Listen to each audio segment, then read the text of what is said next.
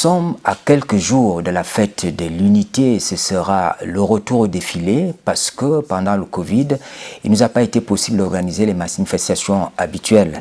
Et cette année, le thème retenu, c'est Forces de défense et de sécurité au service du peuple pour la préservation de la paix sociale et la cohésion nationale, gage de l'émergence du Cameroun. Nous en parlons avec le gouverneur de la région du Nord, cette région qui nous a accueillis dans le cadre d'une délocalisation autorisée par la Direction générale de la CRTV. Merci beaucoup, monsieur le gouverneur, de nous accueillir. Alors, ce thème, il a quelle résonance pour vous, autorités administratives, pour vos populations du Nord? Je voudrais d'abord vous remercier pour cette opportunité qui nous permet de resituer un peu cet important événement. Voyez-vous, lorsqu'on parle de la fête de l'unité, c'est l'un des symboles majeurs qui permet à la fois, un temps soit peu, que l'ensemble de la population communie avec la plus haute autorité et ainsi que les forces de défense et de sécurité dans ce qu'on a convenu souvent d'appeler l'armée-nation.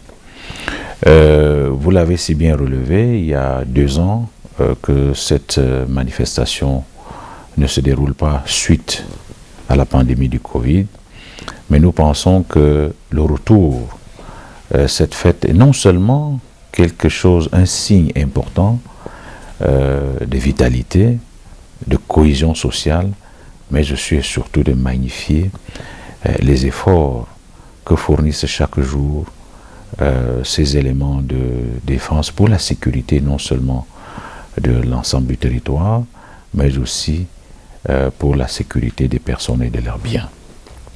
Je voudrais en même temps aussi souligner que le retour aux manifestations liées à la fête nationale marque également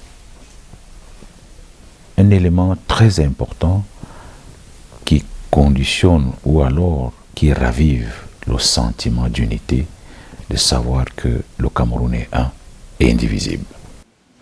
Monsieur le gouverneur, suivant les hautes instructions, il y aura certes le défilé à la place des fêtes habituelles, mais il n'y aura pas de réception. C'est pourtant un moment de communion populaire, un peu déçu? Non, pas du tout. Croyez-nous, d'ailleurs, on ne commente pas souvent les actes du prince. Si le chef de l'État l'a voulu ainsi, c'est qu'il y a des raisons. Donc nous restons confiants de ce que il n'y a pas de déception particulière. Le plus important, c'est de marquer d'abord la fête et de renouer avec les usages républicains qui visent à redonner une cohésion entre les forces de défense et de sécurité et la population. Il y a certes le Covid, mais dans votre région également, on a signalé les cas de choléra. Nous pouvons en parler. Où est-ce qu'on en est? Je voudrais plutôt vous dire que le choléra, aujourd'hui, pour la région du Nord, relève plutôt d'un passé assez lointain. Souvenez-vous, lorsque nous y arrivions, il y a en 2014, nous avons trouvé ce phénomène presque comme une fatalité. Mais, croyez-nous, il nous a paru opportun de pouvoir diagnostiquer le problème parce que ce qu'il faut comprendre, c'est que le choléra, à la base, est un problème, est une maladie liée un peu à une négligence de l'hygiène.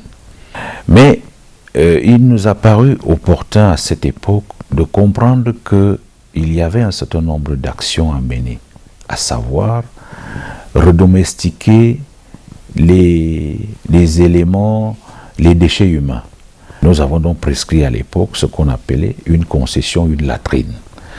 Ça nous a valu des colibets, même des interprétations malveillantes, mais nous avons tenu bon pour permettre, expliquer à chaque famille de pouvoir disposer d'un WC capable de faire en sorte que lorsque les pluies reviennent, on n'a plus ces dépôts qui sont redéversés dans les ruisseaux, ces mêmes ruisseaux qui sont utilisés par les populations. Et je puis donc vous rassurer de ce que ce problème du choléra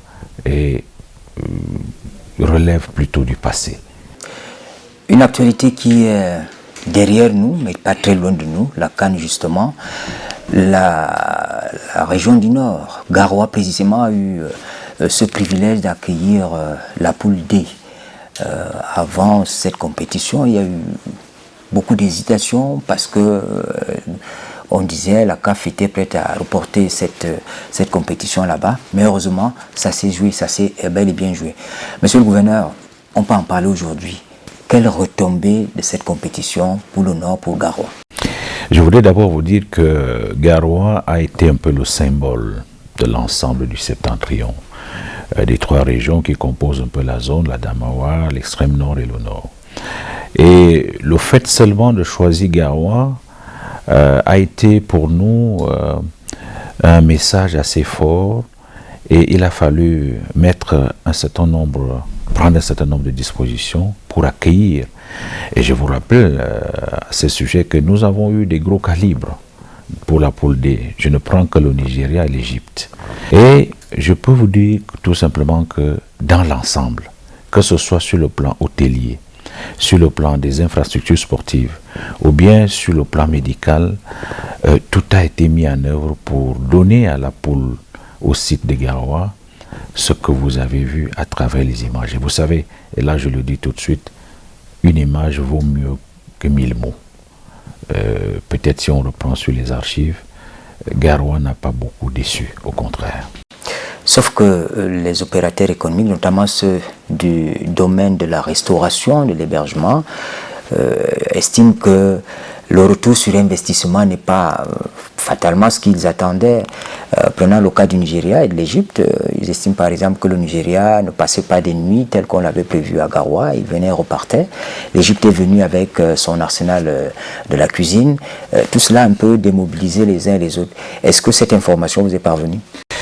Bien, mais je pense qu'il faut la relativiser. Parce que, voyez-vous, ceux qui venaient du Nigeria, c'est un peu la très haute classe.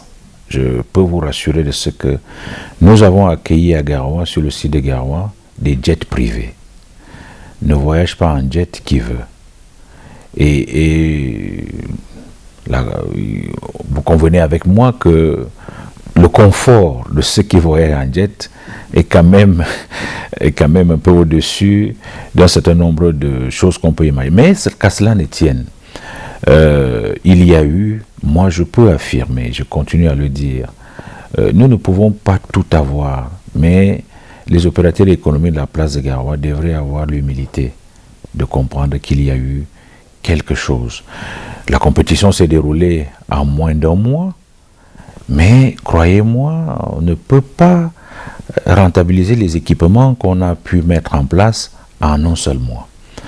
Cette rentabilité devrait s'étendre dans un futur proche et lointain.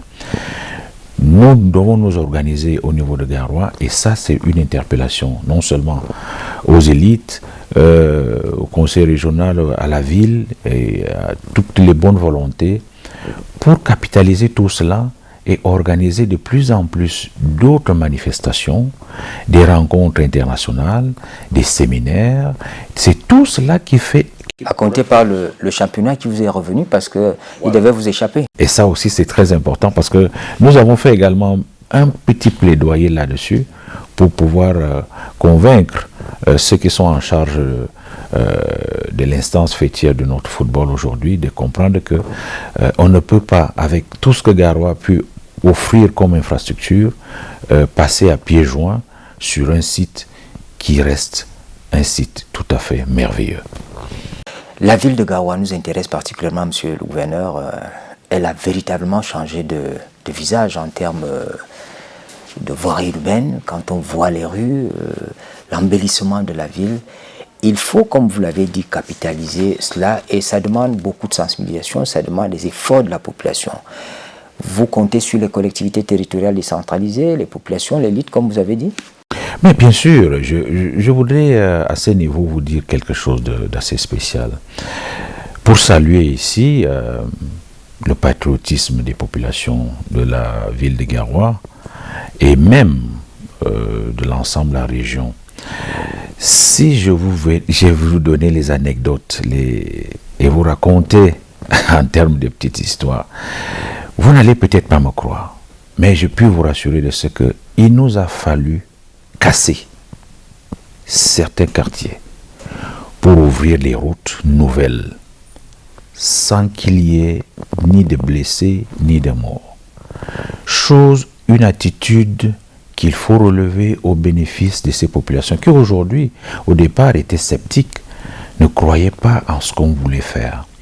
Mais la détermination est là et nous avons pu convaincre les uns et les autres de la nécessité de ne faire obstacle à aucune action initiée par l'État pour leur bien-être. Ce qui fait qu'aujourd'hui, que ce soit le boulevard Triomphal, que ce soit les différentes périphéries, les autres routes qui convergent vers les différentes infrastructures sportives, nous avons réalisé tout cela sans qu'il y ait une note tout à fait négative. C'est ce qu'on déplore un peu souvent ailleurs et nous voulons saluer ici ce qui a été fait à Garoua mérite et c'est un exemple à suivre. Les gens ailleurs posent souvent un certain nombre de problèmes, je vous assure, au-delà de la sensibilisation, nous avons été assez fermes, suffisamment dissuasifs et pour mettre hors d'état de nuire ceux qui voulaient absolument créer un certain nombre de désordres, parce que le plus important dans tout cela, c'est l'intérêt général. Et aujourd'hui, Garoua, comme vous le dites, Garoua est une ville qui a fait sa mue, qui s'est métamorphosée et qui présente aujourd'hui une allure d'une véritable capitale régionale. Nous avions donc en face de nous le gouverneur de la région du Nord, Jean Abaté-Dié, qui évalue avec nous les retombées de la CAN, mais surtout revenait sur la fête de l'unité qui pointe à l'horizon. Après une longue période de trêve due au Covid, le chef de l'État a décidé de la reprise des activités relatives à cette fête, notamment le défilé qui aura lieu à Yaoundé et bien sûr ici même à Garoua. Mesdames, Messieurs, merci de nous avoir suivis. Bonne suite des programmes sur la CRTV.